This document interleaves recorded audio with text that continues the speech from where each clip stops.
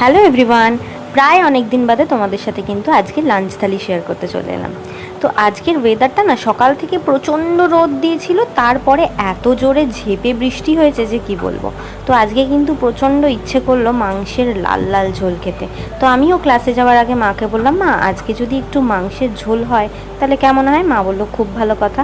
মা বললো ঠিক আছে, তুই যা ক্লাসে, আমি তাহলে বাজার থেকে মাংস নিয়ে এসে মাংসের ঝোল করব।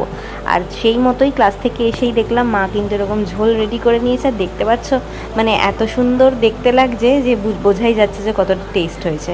তো আমিও তো এরকমভাবে একদম ভালোভাবে কিন্তু মেখে নিলাম। তার সাথে কিন্তু মা একটু স্যালাড কেটেছিল।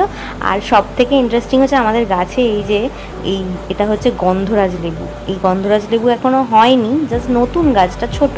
আর এই পাতাটার গন্ধটা এত সুন্দর, পুরো ভাতটা একদম মনে হচ্ছিলো যেন গন্ধরাজ চিকেন খাচ্ছি। আর তার সাথে আমার সব থেকে ফেভারিট হচ্ছে দই। আর এই দই দিয়ে মাংসের ঝোল দিয়ে ভাত মেখে খেতে আমি ভীষণ ভালোবাসি। যা টেস্ট হয় কি বলবো। তোমরা কিন্তু অবশ্যই টক দই দিয়ে মাংসের ঝোল দিয়ে মেখে ভাত খেয়ে তারপর আমাকে জানিও যে কেমন লাগে। তো চলো ভিডিও